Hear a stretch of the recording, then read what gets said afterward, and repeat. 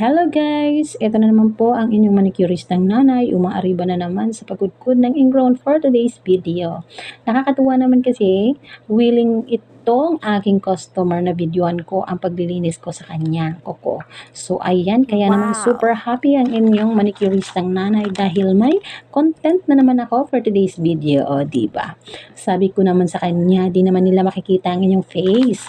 Yung paa mo lang, natawa na lang din naman siya sa akin.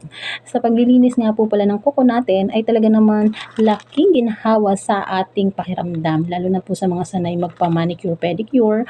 Ito talaga ang kanilang pinakakailangan, ang pagpapalinis ng kuko.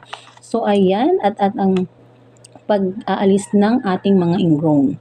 Isa din kasi ito, ang ingrown ang nakakasagabal sa atin, lalo na yung mga sa araw-araw o nag-work tayo, lalo na sa mga nagsusuot ng sapatos, at talaga namang ramdam mo